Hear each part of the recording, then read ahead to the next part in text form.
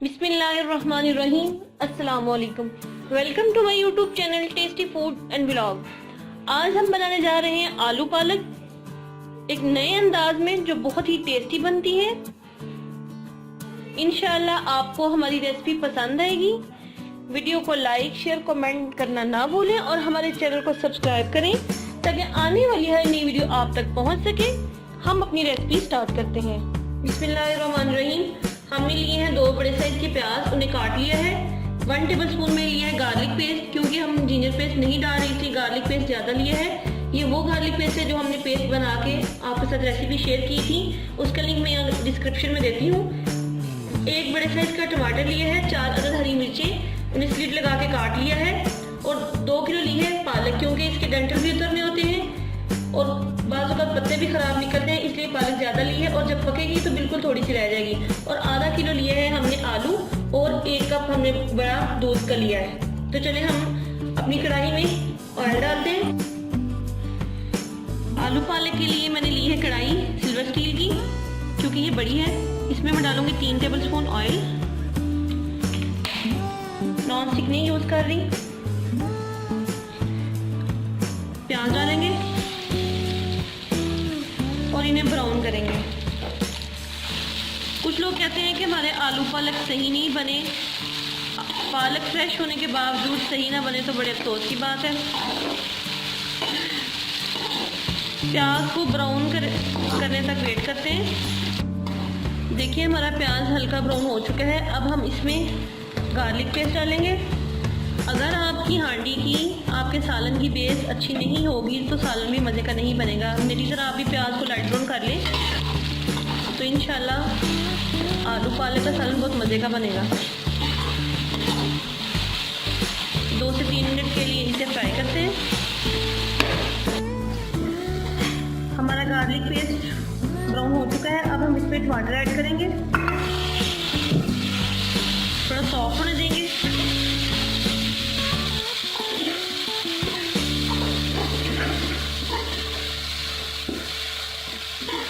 कोशिश किया करें वीडियो को पूरी तरह देखें।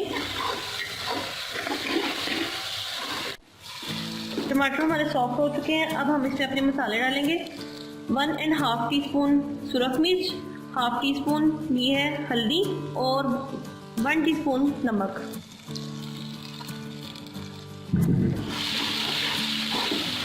हल्का सा पानी देंगे ताकि मसाला अच्छी तरह भुन जाए। अब हम इसमें डालेंगे हरी मिर्चें, जिन्हें हमने स्लिट लगा के काट लिया था इस तरह लंबाई के रूप में।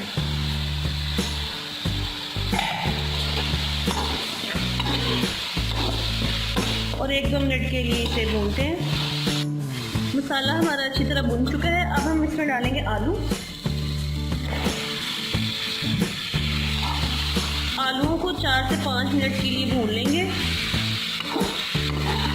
अगर पानी डालने की ज़रूरत पड़े तो आप हल्का सा पानी भी लगा सकते हैं। और हमारे चैनल को सब्सक्राइब करना ना भूलें। वीडियो को लाइक शेयर कमेंट ज़रूर करें।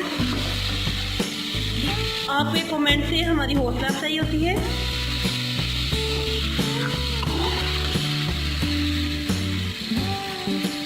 इसमें मैं थोड़ा सा पानी डालूंगी।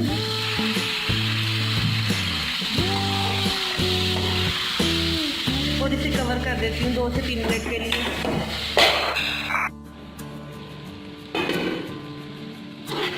आलू हमारे बड़े अच्छे से भुन रहे हैं। इसमें थोड़ा सा हरा धनिया डाल देंगे ताकि हरे धनिया का फ्लेवर खुशबू आलूओं में चली जाए। मज़ीद 1 से 2 मिनट के लिए धनिया के साथ इसे भून लेते हैं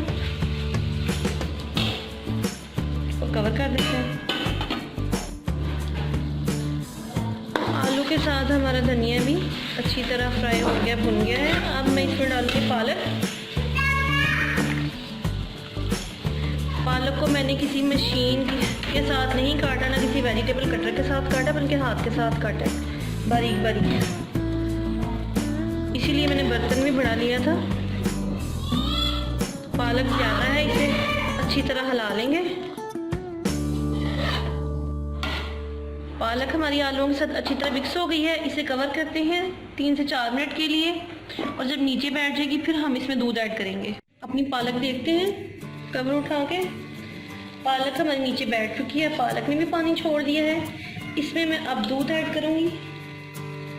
आप भी दूध डाल के पालक बनाएं, बहुत मज़ा आएगा, अच्छी बनेगी। ये बड़ा कप मैंने दूध का डाल दिया इसमें।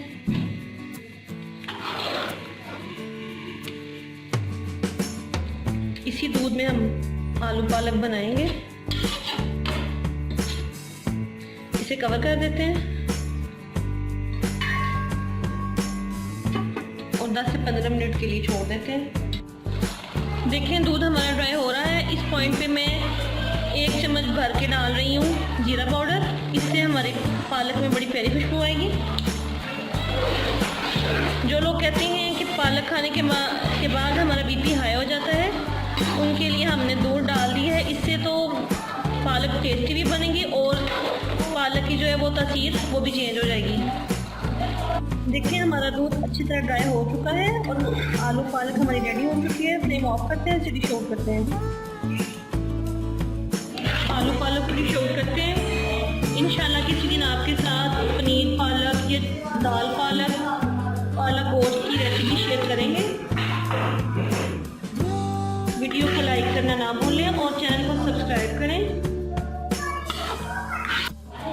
आलू पालक हमारी डिश आउट हो चुकी है। आप भी दूध डाल के बनाएं, इंशाल्लाह बहुत टेस्टी पालक बनेगी। हमारे चैनल को सब्सक्राइब करें ताकि आने वाली हर नई वीडियो आप तक पहुंच सके। अपना और अपने पेरेंट्स का बहुत ख्याल रखें, दुआ में याद रखें। अल्लाह हाफिज़।